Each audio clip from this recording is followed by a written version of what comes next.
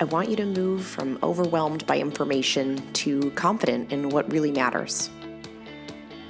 I want to help you move from being unsure towards direction and purpose in your healthcare. I want to introduce you to health experts. I want to let you in on tough conversations on women's health. I want to give you a place where you can lean in and learn how to take care of yourself. Let's transform your health. Let's get clear on your goals. This is Women's Health Unplugged. I'm your host, Dr. Jordan Robertson, naturopathic doctor. Hey, it's Dr. Jordan Robertson, the naturopathic doctor and the host of Women's Health Unplugged. This January, I am turning 40, and to celebrate, I'd love to invite you to a full-day workshop that I've called Bulletproof Your 40s. I'm not afraid to turn 40, and the reason is I have the knowledge, the tools, and the strategies for how to manage the hormone changes, the body changes, and all the life changes that come after the age of 40 that sideline so many women from achieving the health of their dreams. We're sharing in a full-day workshop all of the things you need to know about sleep, hormones, hormone replacement therapy, mindset, and nutrition to help you feel confident as you start to move through your 4th, 5th decade and beyond. The tickets go on sale for Bulletproof Your 40s in December, so please hop on the waitlist. I'd love to see you there. I'd love to celebrate my birthday with you, but I also want to give you the gift of better health as you enter your 40s. Join us for a day that it would take you a year to achieve on your own, working one-on-one with a practitioner. We want to hand you the information that you need to excel and feel confident at this stage of life. We'll see you there. Welcome to another episode of Women's Health Unplugged. If you're new to the podcast, I'm Dr. Jordan Robertson.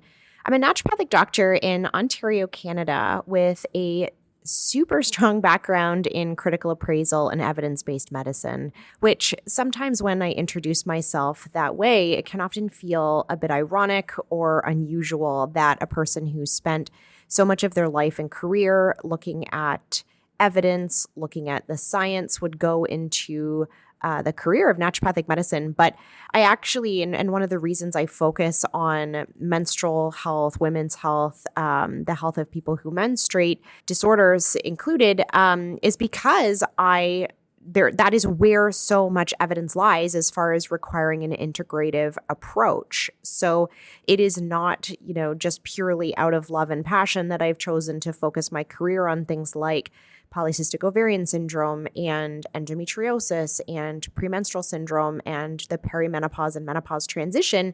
It's actually where a substantial amount of evidence lies for that need for a integrative approach to support patients. We know we get better outcomes if we support patients from that perspective, and that's why I like to kind of hang out in this space.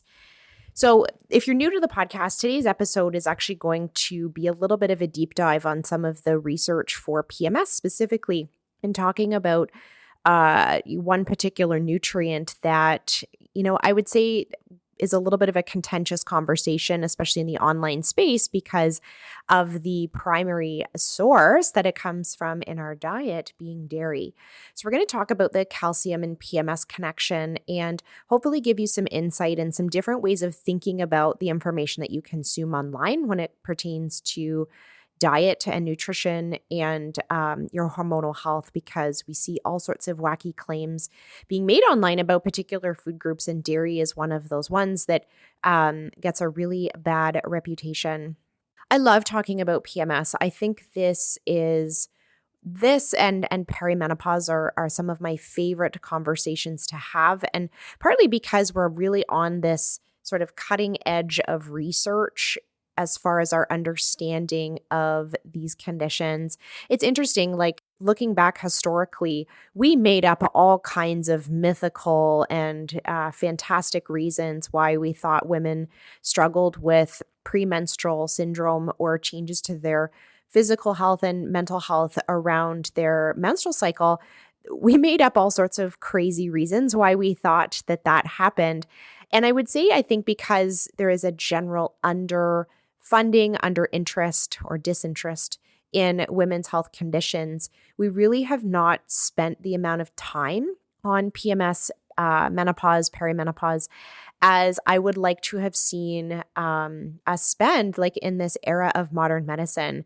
Sometimes, and not to like make it all feministy, but sometimes when I think about, if there was a condition that affected the male population, upwards of 50% of the time and impacted almost 100% of them in their lifetime, I would like to try and imagine how much effort and emphasis we would place on researching that particular condition, right? Like if all of them were out of commission, all of them being the men, all of them out of commission 50% of the time, which I know is generous, and not all women or people who experience PMS actually experience it 50% of the month. But let's just say, for argument's sake, if they are out of commission even a quarter of the time, that is a lot of time.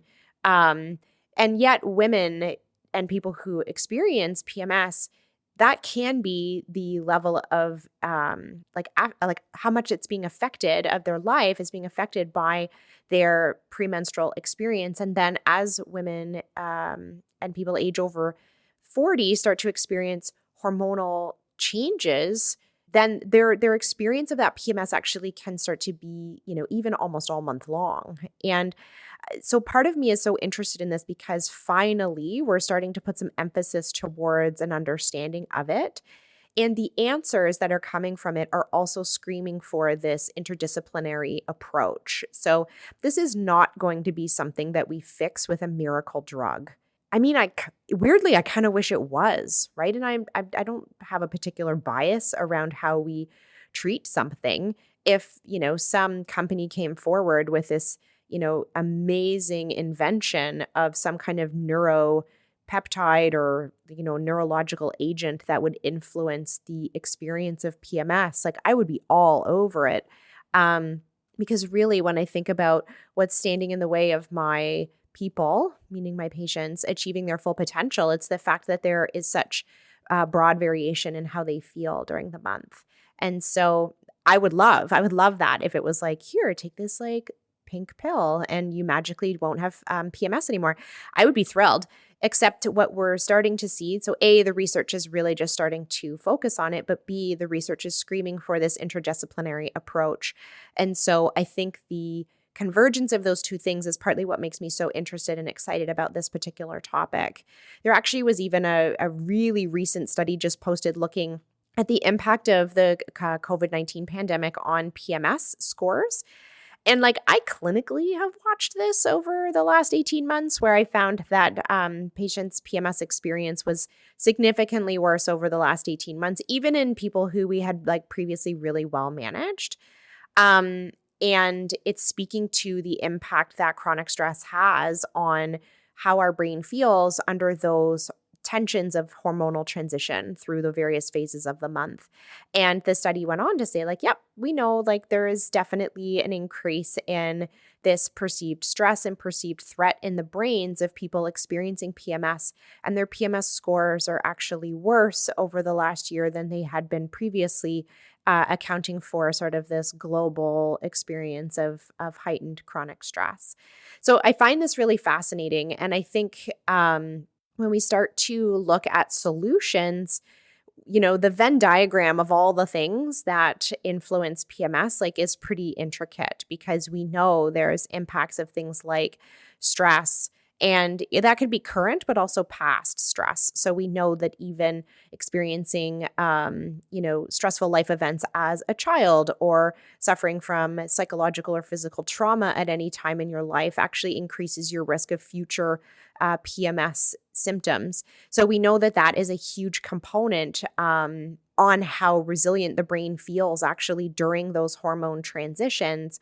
But the Venn diagram is deep. Like there are a lot of other things. So nutrition, alcohol intake, age and stage, right? Certainly we seem to see this worsening of PMS as we age, which we're maybe starting to understand, but don't quite understand yet.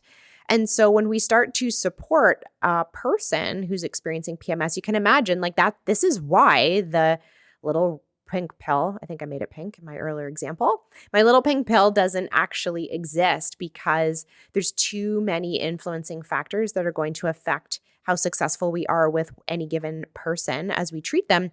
And so that's partly why I like to keep coming back to this conversation, because we've talked in other episodes about the impact of things like stress. I've alluded to the impact of alcohol and the impact that has on your cycle and the way you experience it. But the nutrition piece is also really deep. And so I wanted to focus today on the evidence specifically for calcium. Now, one of the challenges we have in studying, there's a million challenges we have in researching nutrition. And honestly, I think this is part of some of the reason why we get so much naysaying and so much myth being perpetuated online, because nutrition is, in air quotes, hard to study, although the absolute experts in nutritional epidemiology would argue like it's not that hard to study. We just have to be a little bit more critical of the work that we do read. We have to read it with a different lens. Even the course that I teach at McMaster University on nutrition is mostly about like, how do we read research on nutrition just with that lens that helps us recognize that we need to look at it differently than, say, a medical trial on a drug. But because there is this unique skill set that's needed to read nutrition research, it's almost made us de-emphasize the need to do research to talk about nutrition in the online space. So it's very rare that someone would hop on to Instagram and write some post about what they think about, I don't know, radioactive energy sources or, spaceships or whatever. Like we would never get online and talk about our opinion about other areas of science that have such like linear ways of looking at them. Like for some reason, we've decided that nutrition gets this opinion-based approach to it, or that we're willing to accept, and I think this is a big one, we're willing to accept a different level of evidence with nutrition than we are for other things, right? So if someone said like, here, I built you this car, like I saw some other guy make a car, and so I decided to make a car, and I totally promise you this is the best car ever, you would never get in it and drive it, right? You know that safety and reliability and reproducibility comes from the car being made in places where we make cars. And there are millions of other examples where we place our trust and our health really and safety in the hands of reproducible evidence, right? Where we can like show it again, show it in a different way. Actually, down the street, we're also showing it, right? We make cars very similarly. Doesn't matter what brand you buy. And yet with nutrition, we have suddenly decreased our the bar for what we're willing to accept as this like tolerable level of evidence. And we can easily read like a blog post or an Instagram post, or even just hear from someone else's experience and take that as being this, like a Bible of truth when it's not. Okay, so let's just start there. And so as I'm talking, I want you to be thinking about times where you've heard that like dairy is the devil. I want you to think about times that you've heard that dairy is bad, because we're about to try and counter that by talking about the PMS research. And it's really hard for you to listen to the rest of this conversation if the whole time that I'm talking about calcium, you go, yeah, but Jordan, dairy's bad, right? That just can't work. You have to be willing to accept that dairy in this case, being the number one source of calcium in the diet, might actually be good for your PMS. So the research on PMS and calcium, it actually goes quite a ways back with one particular researcher who I'm pretty sure that this woman has spent her entire career looking at the influence of calcium on PMS. Her last name is Theis Jacob, and I've read every paper that this woman has published. And it started with our understanding of the fact that calcium levels actually do fluctuate quite a bit through the menstrual cycle. And so sometimes when we see that, it's really hard for us to pinpoint if this is cause or if this is effect, right? So is there something about the menstrual cycle that causes calcium to go up and down?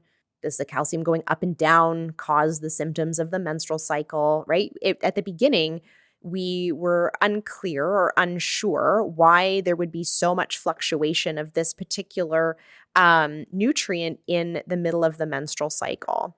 And calcium, like we know it for its impact on bone health, right? But calcium actually is one of the most, I guess I'll use the word utilized. Like your body is using calcium in almost every reaction that is happening in your body. It's related to most like cellular energy processes. It's related to muscle contraction. It is highly influential in the way that our brain feels. And this is kind of where we got latched on at the beginning for this conversation around the menstrual cycle, PMS, and calcium levels. So first of all, the calcium just varies significantly through the menstrual cycle. And this is in I'll call them healthy people who do not have PMS, and then people who do have PMS. So we saw that there was this fluctuation of calcium through the menstrual cycle, depending on where you're at. And part of that has to do with estrogen levels. So in that second half of your menstrual cycle, estrogen levels rise, right? So it rising in the first half as it starts to be associated with follicle development. And then at ovulation, estrogen levels rise and are relatively high for the rest of the menstrual cycle, meaning from ovulation to menses, that window of the cycle, that's where estrogen levels are relatively high.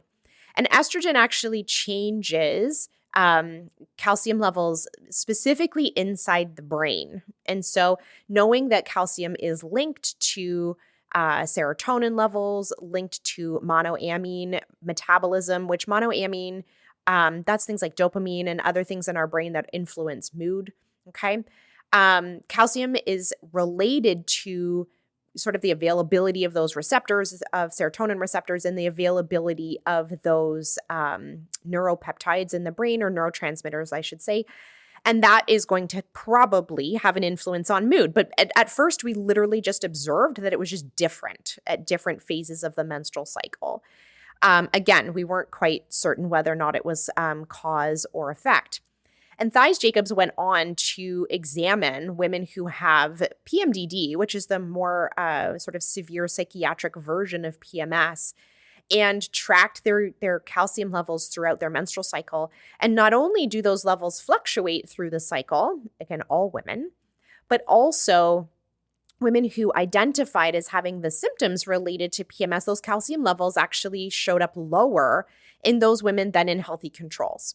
And so now we're starting to see not just, okay, well, calcium like moves around a lot during the menstrual cycle, but people who experience symptoms related to their menstrual cycle, their calcium levels are actually even lower than everybody else. And so it started to tie in our understanding that there is a link here between calcium levels and how people feel. Now, again, still not 100% confident if it's cause or effect, right? Did PMS make your calcium levels go down for some reason? Or is it the calcium levels that actually influenced the experience of PMS? So that's where the research sat, sort of like in the early 2000s, was that we were like, oh, like calcium levels are different in women with PMS, and they're lower, right? They're lower in that phase of the menstrual cycle in women who have PMS. And so we started to try and look at and examine the impact of dietary calcium on PMS. And so this originally started by looking at, okay, well, like how much milk do these people eat? And do they have PMS as a consequence?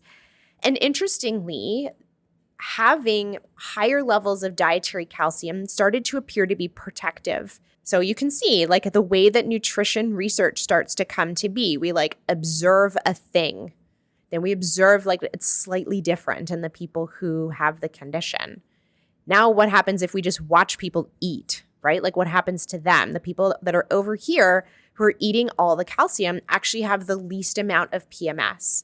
The third and sort of final way to sort of seal the deal is we have to look at what happens if we give that nutrient as an intervention. And I will say for most research that has made really like audacious claims about nutrition, either curing disease or having a profound impact on disease, this is where the research kind of stops. So for example, we'll observe something like antioxidants are lower in smokers than in healthy controls, right? Antioxidant levels are different in people who work in a factory than people who don't work in a factory. Okay, same as my calcium example. We observed it to be different. The problem is that we then make this huge claim that giving antioxidants to people who work in factories is going to magically cure them from whatever condition it is that they're struggling with. And that's where most research starts to break down in the integrative space, is that what we call as intervention trials, where we give the thing, giving the thing doesn't make the people any better, actually. So that there's a big difference between observing something in a population and then going, yeah, these people, they all seem to have low antioxidant levels, versus actually giving it. Okay, so the same can be true for talking about magnesium. So magnesium levels are also lower in women who have PMS. But so far, giving magnesium doesn't have massively profound impacts on how women feel with PMS, which I find really interesting.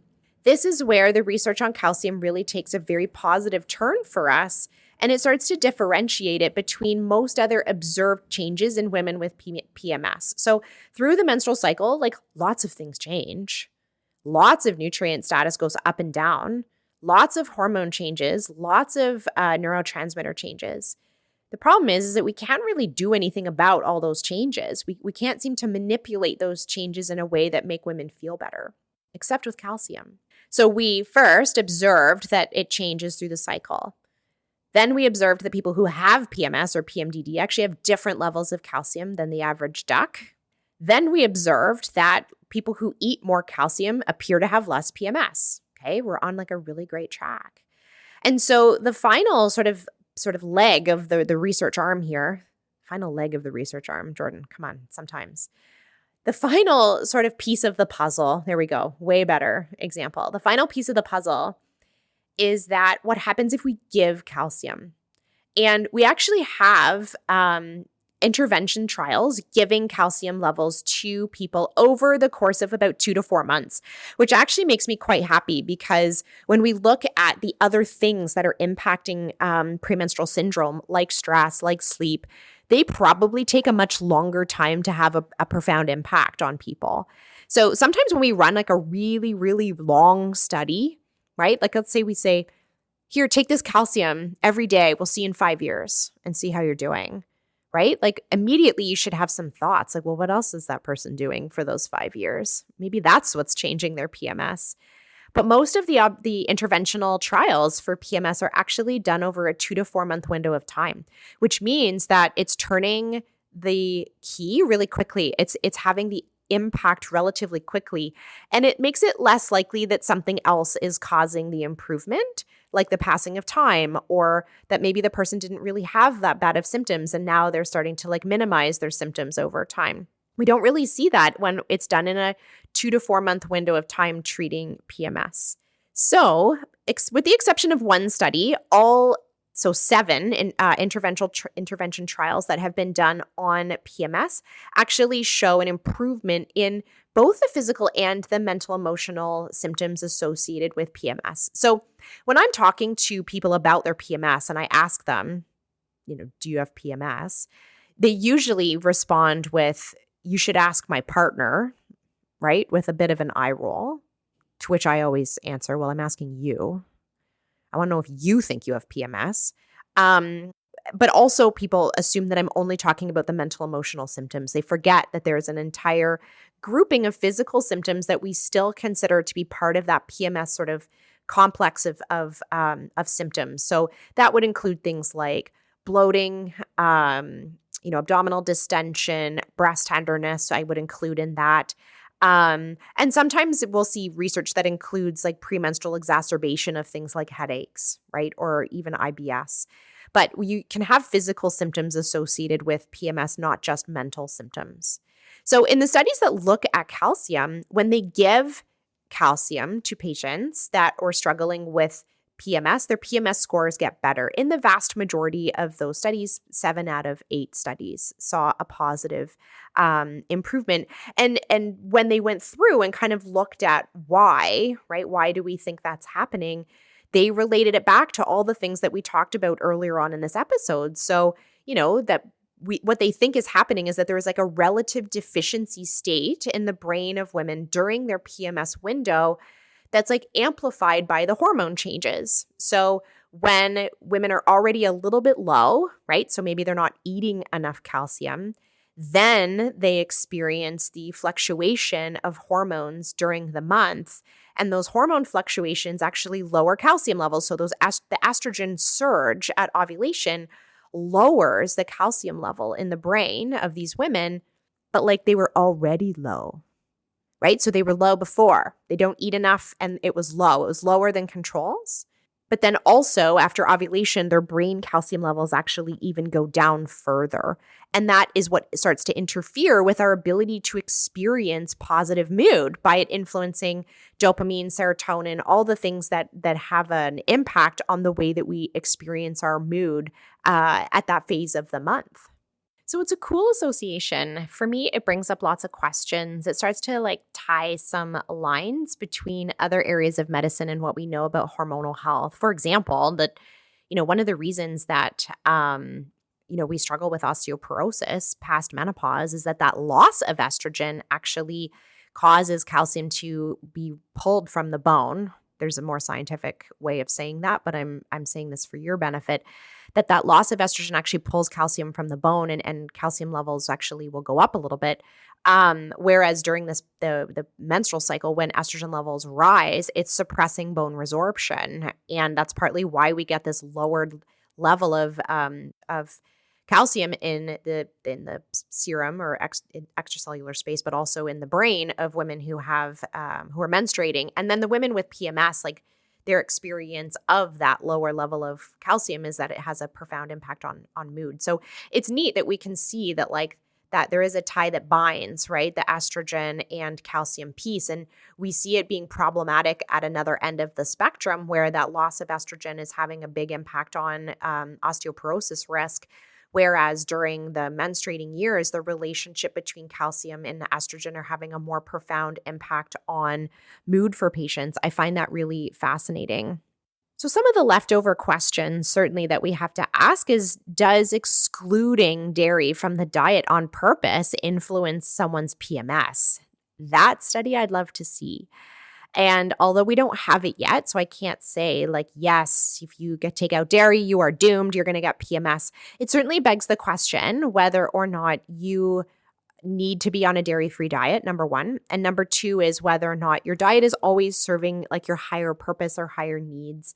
And I think sometimes that's something that we will often forget when we're talking about individual foods that are maybe being positive or negative in a person's nutrition plan, is to take a step back and look at whether or not the big picture of that food is actually being helpful, and the removal of it for various reasons, whatever that is, whether it's environmental reasons or whatnot.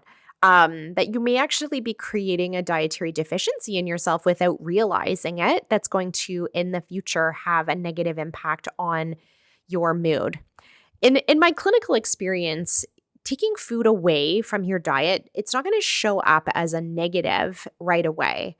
And that lack of time association for people really does make things difficult because we like things to be instantaneous, right? We like to do something and then have the outcome happen right away. And so even when we're starting to talk about nutrition or stress is another really good example, the impact that nutrition is going to have on the way that you feel does not show up like a peanut allergy. It doesn't show up a minute later, but that's what we're looking for. And so when we start to talk about the impact that your nutrition inclusions or exclusions are having on the way that you feel, it's very common for people to have this almost, I'm going to use the word defensive sort of comments about the impact that their nutrition is or isn't having on how they feel because of a time correlation that actually may not make sense. So for example, when people are eating a relatively low energy diet, right? A low calorie diet. And I say, well, I think your fatigue might have something to do with your low energy diet. Then it's quite common for the person to respond, well, I've been doing this for, 4 months, but I've been fatigued for years, right? So their symptom actually predates their diet change. And that doesn't mean that it's not related. Okay, so just because your symptoms predate your dietary change doesn't mean that they're not related. So I just said that calcium has a profound impact on PMS. If you went dairy-free 2 months ago, but you've had PMS your whole life, no, it wasn't the cause, right? Because that time correlation doesn't work, but it's not helping. So if your condition predates your diet change, you still have to be open to the idea that it might be having a negative influence. But the other thing that we will often observe is that the dietary change predates the symptom by a landslide, right? I've been vegan for 2 years, or, I haven't had milk for 8 years. Why is my PMS bad now? Sometimes the dietary change that we make may take months to show up, depending again on the symptom that we're talking about. It may take years to show up, actually. Or maybe the dietary change that you've made initially was supported by, say, a multivitamin or prenatal or fortified soy milk or something else that you did when you originally made the dietary change. And now maybe you don't do all those things, right? And so when we start to examine or poke our finger at your nutrition, point our finger at your nutrition, we have to be open to the idea that it's possible that your current dietary pattern is actually not supporting your current health goals. Or maybe your health goals have changed over time, and now the dietary pattern that worked before for some other thing that you were doing is no longer serving you. So at one time, I was dairy-free for my skin, which now no longer applies. And I've talked about dairy and acne on other podcasts, and we have a great episode coming up about acne very shortly, actually. But at this point in my life, at, knocking on 40-year-old's doorstep, it's not serving me to be dairy-free, right? It's not serving my particular goals with my mood, PMS, bone health, strength, recovery, all the things that I want calcium and the protein from dairy from. It's not serving me for that to not be in my diet anymore. So when you start to examine the impact that your own personal calcium intake has maybe had or has not had on your PMS experience, you have to be kind of open to maybe there being a disrupted time correlation. Remember, it's not a peanut allergy. So it's not like you have a glass of milk and then your PMS is magically going to go away. We need to just be open to the idea that dietary calcium is having a positive or negative impact on your PMS, whether or not you're getting enough or not enough. And we may want to examine more closely what your sources are and if they've shifted over time, especially if you are dairy-free. So before you take this information to your healthcare provider to talk about what your options are for supporting your PMS, you're going to do 2 things. First, you're going to track your symptoms against your menstrual cycle. It's very important that you do this before you bust down your provider's door and say, I have PMS and I want to be treated for it. And the reason is that we know that tracking over time helps us establish a better diagnosis of PMS, especially if you've suffered with other mental health conditions such as depression or anxiety. Your PMS actually might just be gasoline on your underlying mental health condition. And by tracking your mood going forward and your physical symptoms, so throw your breast tenderness and those other symptoms into your app so that you can actually effectively communicate with your provider. That's one thing that you must do before you go have this conversation. But the second thing that I want you to do is start to evaluate your dietary calcium intake and start to look at where you kind of fall in the spectrum of intake. The average person in these trials was using like 1,000 to 1,200 milligrams of calcium. That was either achieved through diet or through supplements. And for the vast majority of people, they undereat on that, especially if they eat a dairy-free diet. So have a broad look at all of your sources of calcium, and that will give you a good idea of whether or not your diet is actually meeting your nutritional needs to support this current health goal of improving your mood through your menstrual cycle. And take both of those pieces of information with you to your care provider so that you can have a great conversation about the potential role of calcium and the various types of calcium in supporting your PMS symptoms.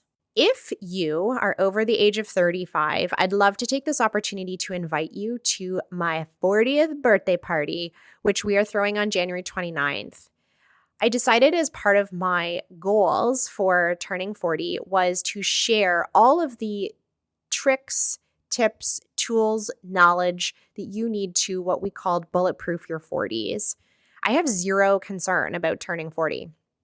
Zero. I actually am quite looking forward to my 40s for many reasons. I think the narrative around the fourth decade has really shifted, and I'm excited to join a group of women who I feel like are really having a massive impact on the way that the world works right now. I'm really excited to join the women that are in their 40s. But I think part of the reason that I'm so excited about it is that I'm really well equipped with all of the knowledge I need in order to sort of, I'm going to say breeze through some of the hormone changes that start to happen over the age of 35 for lots of women, but definitely over the age of 40. So I decided to throw a birthday party, a full long day event with one of my best friends, Dr. Leah Saunders, who is an absolute queen when it comes to helping support women with their sleep, as well as their mindset in their perimenopause years. So we've teamed up for a full day event, and I'd love to invite you to join us for that event. The tickets go on sale on Boxing Day up until my actual birthday, which is January 11th. They can be purchased at an early bird price. You can follow the link that's in the show notes for today's notes. If you learned something today, like how calcium is related to your PMS, I guarantee that this is going to be a full day of action-packed information for you. And we also promise it's going to be fun. You do not need to wear a party hat, although I probably will. I would love to see you there. My goal for our community is to continue to give back, to continue to create evidence-informed women who can advocate for their own healthcare, especially over the age of 40. Thought there was no better way for me to ring in my 40th year than to share it with all of you. So I hope that you join us, and I hope you enjoyed today's episode. I hope you enjoyed that episode of Women's Health Unplugged. My goal is to help you feel more confident about your health. Please remember that what we talked about today in the podcast does not constitute medical advice, nor was a doctor-patient relationship formed. If you have questions about your healthcare or about how today's topic pertains to you, please take it up with your family doctor, your specialist, or someone on your health team.